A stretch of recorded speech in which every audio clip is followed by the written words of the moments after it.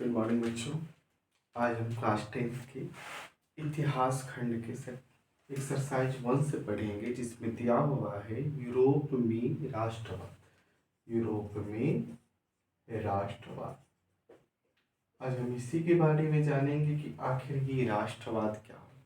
Europe तो एक जगह का नाम है, जबकि राष्ट्रवाद, इस राष्ट्रवाद के बारे में जानेंगे कि राष्ट्रवाद होता क्या है। क्लियर। राष्ट्रवाद के बारे में अगर पहला पॉइंट पूछे आपसे कि ये राष्ट्रवाद जो है क्या है, तो हम क्या कहेंगे?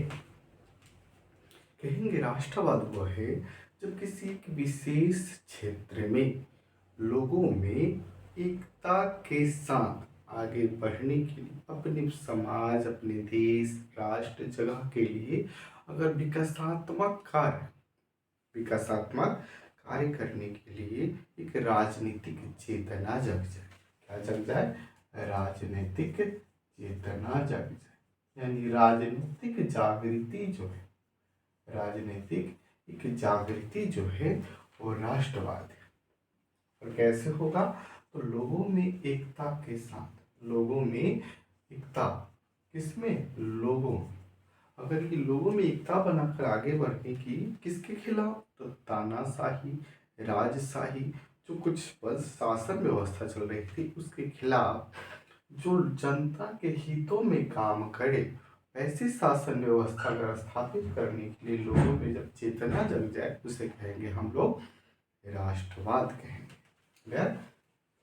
कहेगा कि ये राष्ट्रवाद जो है पहले कहाँ शुरुआत हुआ, कब इसका जन्म हुआ। इसके जन्म की बात करें तो कहेंगे 14वीं से 17वीं शताब्दी में। 14वीं से 17वीं शताब्दी में इसका जन्म हुआ है। इसका जन्म हुआ है। लेकिन अगर पूछ ले, अगला पॉइंट हमारा हो जाएगा कि ये उदय पूरी तरह से उदय कब हुआ था। उदय कब हुआ था?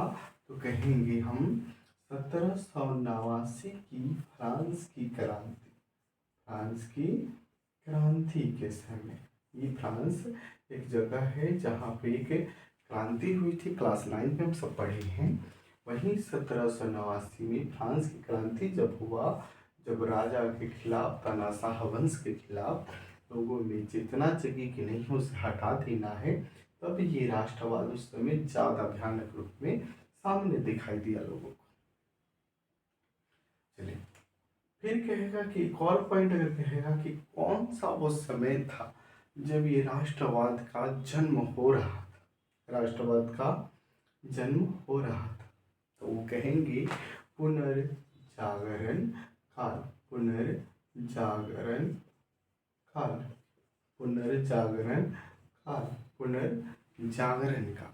अगर कहेगा पुनर्जागरण काल कब था, तो वही हमारा 14वीं से 17वीं शताब्दी में ही हमारा कौन सा काल कहलाता है? पुनर्जागरण काल। पुनर्जागरण काल का मतलब अगर पूछे कि क्या होता है, तो कहेंगे पुनः जन्म होना। पुनः जन्म होना, ये हमारा क्या कहलाता है? पुनर्जागरण। यानी कि इसी काल में, इसी समय में बहुत सारी नई नई खोज हुई थी।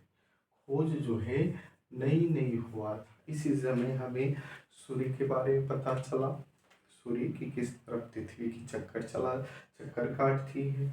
हमारे पास नए यंत्र आए जिससे हमें एक दूसरे को, तो विश्व को क्या किया, पास मिलाया। नई नई महादेश, नए नए स्थानों को खोजने का पता किया।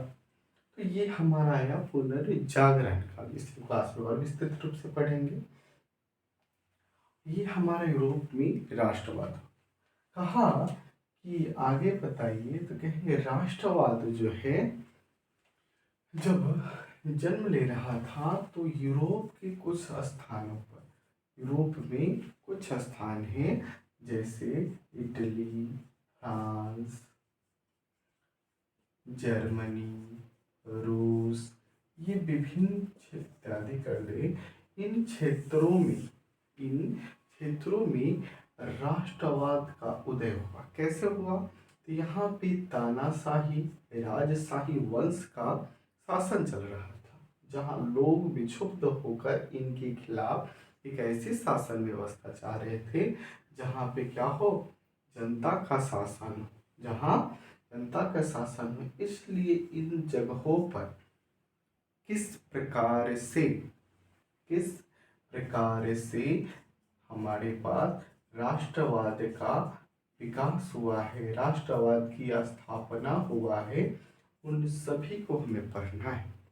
एक एक करके पहले इटली के बारे में पढ़ेंगे, फिर जर्मनी के बारे में, फ्रांस के बारे में, रूस के बारे में, हंगरी के बारे में पढ़ेंगे, हम पोलैंड के बारे में पढ़ेंगे, और भी बहुत सारे देश हैं। और उसके अलावा हम पढ़ेंगे एक और कि यहाँ इन क्षेत्रों में कौन कौन वो महत्वपूर्ण व्यक्ति थे जिन्होंने अपना महत्वपूर्ण योगदान दे करके इस राष्ट्रवाद को स्थापित करने में अपनी भूमिका बनाई है। जिस तरह जैसे अगर हम कुछ नाम लें, जैसे लेनिन का नाम आ गया, बिस्मार्क का नाम आ गया, काउंट काबूर आ गए,